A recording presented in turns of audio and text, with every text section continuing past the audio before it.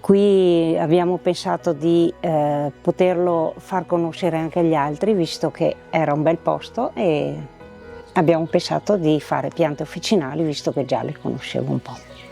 Noi qui coltiviamo principalmente piante per tisane, per aromi oppure per varie preparazioni che facciamo anche all'interno dell'agriturismo. Non tutte sono commestibili, bisogna conoscerle bene prima di raccoglierle, almeno tutto non si conosce, però almeno quelle che si possono conoscere, conoscerle bene, in maniera di sapere cosa si raccoglie. Qui in questo pascolo ne abbiamo diverse anche di velenose, c'è il veratro, poi c'è la belladonna che è a Urlobosco, quella, ce ne sono diverse, insomma, c'è il sigillo di Salomone.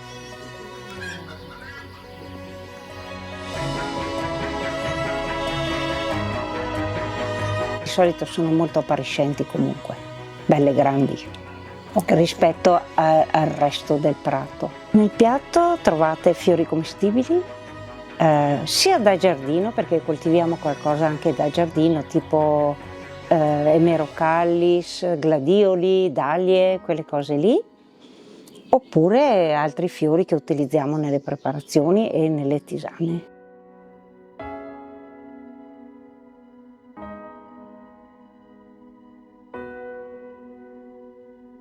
Inizialmente abbiamo cominciato a farle con un farmacista mio amico che ci ha aiutato, ci siamo aiutati entrambi, lui a conoscere le piante che non le vedeva solo secche nei sacchi e io a assemblarle e a mescolarle nelle giuste dosi. Ne è venuto fuori questo prodotto che vedete qua dietro e ci sono varie tipologie di tisane, dalle digestive alle rilassanti, balsamiche, drenanti, lassative anche. Poi cambiano anche i gusti a seconda del miscela che abbiamo fatto. Abbiamo in mano ad esempio la buona digestione che ha la chillea molto amara, quindi per mitigarla abbiamo messo della malva e della camomilla. Quella della sera che è più adatta anche ai bambini, che ha dentro una salvia che sa da frutta. E poi abbiamo una balsamica per l'inverno che aiuta le vie respiratorie con del timo, del ribes nero e della menta. Abbiamo inoltre dei sali e delle aromatiche, sali, dadi, pesti, delle salse e delle confetture e dei sciroppi. Noi facciamo questo nel laboratorio il secco. Qui facciamo quello che riusciamo a fare come umido.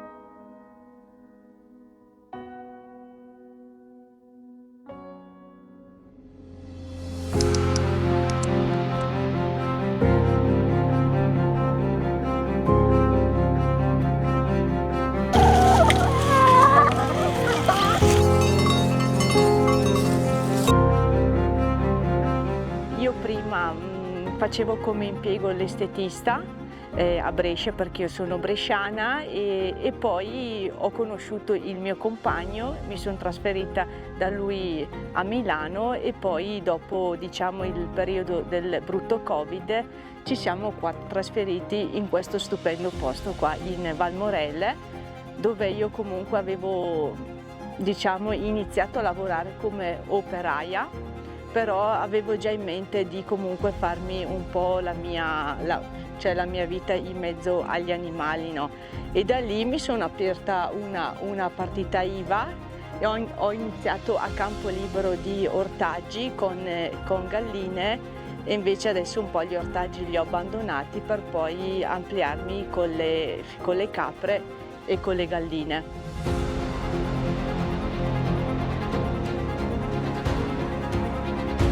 Da qua adesso c'è una bella novità che introduciamo anche degli asinelli da compagnia, perché sto facendo anche dei progetti per fattoria didattica da inserire insieme alle mie capre, attirare le persone e fargli trasmettere l'emozione che provo io a stare insieme agli animali. La mia giornata inizia alle 6 del mattino. Ho sempre su questi stupendi fiscarponi che sono comodissimi, la mia tenuta molto easy, che così è proprio alla grande con il mio cappellino, e la mia giornata inizia ad andare giù dalle galline, dalla pulizia, dall'alimentazione all'acqua, e poi vado dentro in stalla per pulire, diciamo, di fargli a nuovo una lettiera. Da lì poi aggiungo un fieno di secondo taglio e primo taglio, che è un fieno sempre qua della località, e poi esco fuori a pascolo nelle nostre proprietà.